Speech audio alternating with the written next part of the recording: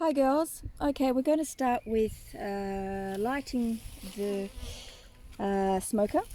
Now, I did start this video 2 seconds ago, and as luck would have it, I went to light it with the gas burner and pull, no gas. Okay, so we're going to see how I go with matches. So first of all, what I put in there already is some prunings from lavender bush from last year, nice and dry. And then I put in a pretty good quantity of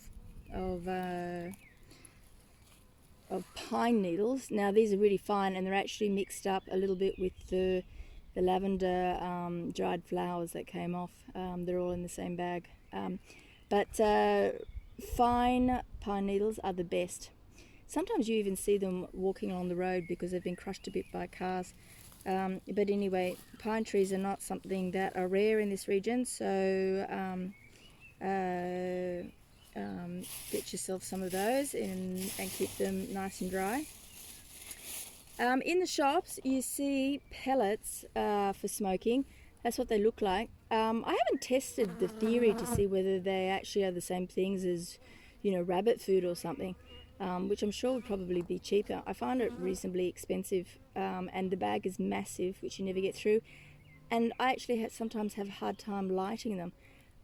You definitely don't want that as your sole source of smoke. They can help draw out the smoke and keep it going longer, which is important if you've got 10 or so hives to look at. Need it smoking for an hour. But if you need it smoking for 20 minutes, it might not be necessary. I'm going to put a little bit in there.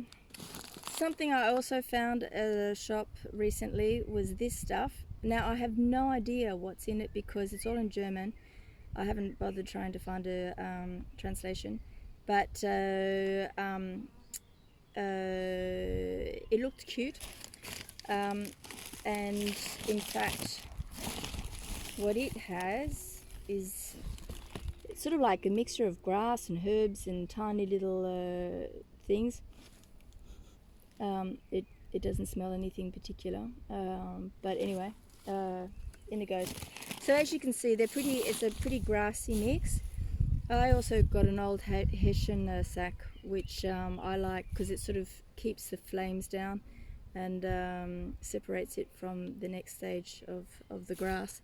So okay, we're going to see if I'm going to actually manage to light this with matches rather than my burner. I promise I'm not always this disorganized.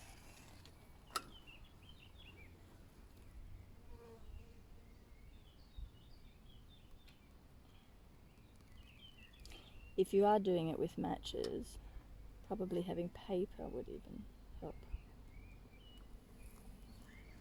But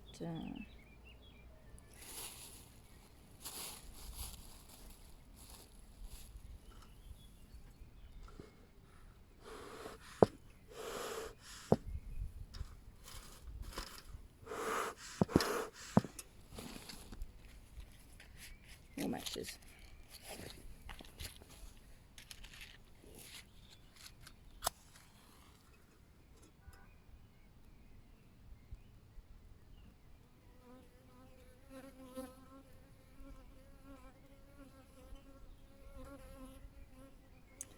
That's looking a little bit more promising.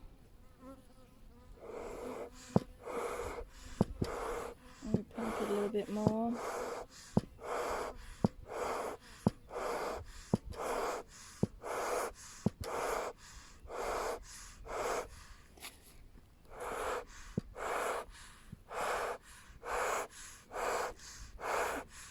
Usually what happens is the pine needles and the lavender burn quite well, so that's good.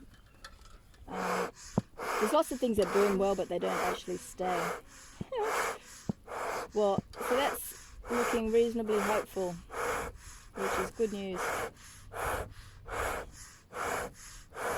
Okay, now the most important next step is getting a handful of green grass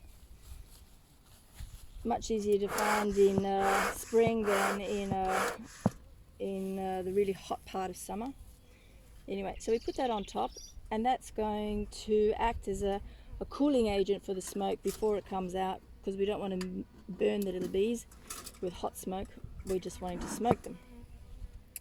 So the smoke coming out should be nice and visible and whitish, like that is there. So there we go. And then the next stage is to smoke the bees. So here we are at the hive. Now before we smoke them, it's good to just have a little look and see what's happening here. So it's a nice sunny warm day, there's not much wind. A little bit of confrontations on the flight path here. To me that's usually, oops, sorry, I don't think you were seeing very well before. That could be foreign bees which are interested in the hive, and so they're coming to have a look. So that's the job of the guardians, is to make sure that intruders aren't coming in, whether that's bees from other hives or hornets, ants, and there's quite a few other lovely guys. Anyway, generally we're seeing a good thing to watch out for is bees landing with pollen on their legs. I just saw one there with nice big bags of pollen. Anyway, so when we go to smoke, we smoke at the entrance. We're wanting the smoke to go inside, and then we wait a little bit before going up. I'm going to stop there and I'll restart the video for the hive inspection.